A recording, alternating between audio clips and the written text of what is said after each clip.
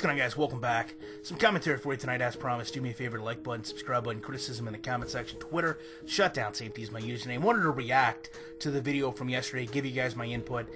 First and foremost, if you don't know, Official Mo was actually Devin from EA Sports. I've had the pleasure of meeting the guy. And you got to remember, for those of you that say EA doesn't care, EA doesn't want to fix this, I posted this video with no fanfare, didn't go on Twitter, didn't do any of that. 11:45 at night, I randomly put up a video, and I've got an EA employee responding within an hour. To me, that says a lot about what they do, what they look for, and that they do want to fix these situations. Secondly, I guess sometimes I need to go and reiterate. You know, the root of what I do in any video is always geared towards improving the game by showing the flaws. And I respect the guys a lot that go out and they make this game look fun or entertaining. But quite frankly, this game isn't anywhere out where I want it to be for me to even start concerning myself with fun or competition in this game, because it's just not possible, in my opinion, where it is. Now, anytime I show something, there's some justifications that happen. And like I said in the original video, if you're so bad at any game, anything in life, where you start to seek out exploits to make yourself competitive or allow yourself to win, then I understand your problems personally go far beyond a video game. But that being said, in Madden, and really in most video games, you can only control one player. And most people, like myself, elect to control a player at a certain position they enjoy, or they feel as a user they can make the most impact. So if your concept of dealing with game exploits is that I should stop enjoying the game the way I like to enjoy it, or playing the game I generally play it, so that I can adopt the mentality of mentally adjusting a player manually to focus on stopping this exploit, or using a different player solely to correct the game's inability to change or alter to an offensive scheme because the game has a glitch or flaw, to me, you're being part of the problem at that point. You know, we're all here trying to make the game better, but if that's your mindset of, well, this is how you can combat it, you're not about trying to make the game better. End of story. The real life theories that I get in terms of what happens on any video, you know, there's always someone that justifies, well, this happened in real life.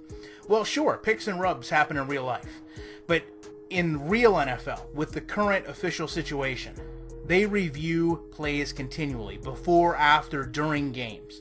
You know, this would be a trend that would be caught during the game and start being called. End of story.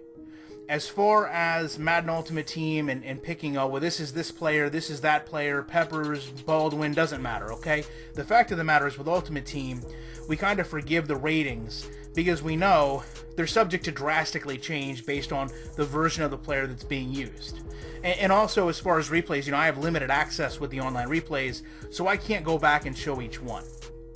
But I did want to take a special moment, with all due respect to this individual. Someone came in, and really in any, like I said, in any video, someone can come in, and I don't want to say mindlessly, but they just state an event that they feel justifies whatever broken logic or gameplay mechanic I've spoke on. And not to pick on this guy, but he elected to bring up Peyton Manning's 55 touchdown season with the Broncos and exclaim that, quote, literally like maybe 60%, in quote, of those touchdowns came on picks or rubs. And I went back and I reviewed them. I'll put a link in the description. You can watch them all. And I can clearly tell you that touchdown number 8, number 9, number 44 appear to have a discernible pick or rub. Now, 2 of those rubs came on out routes. One was horrible in the end zone, but only one of them came on a post. And the deep ball is very frequent in that 55 touchdown string in the form of posts, fades, and corners. From what I could see, man-to-man got beat about 27 times on the deep route, and those were situations where there was not a concept of 2 receivers lined up and switching their routes.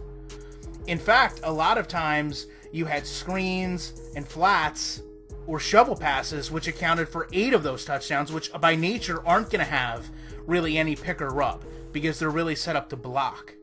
So I don't know where some of that ideology comes with when I'm looking at it, and it's nowhere near the number that's being given out. But with all that said, I appreciate you guys checking out this video. I'd love to know how you feel about it, my opinion and my take on it. I appreciate you, again, watching it, and I'll be back in the week with more commentary.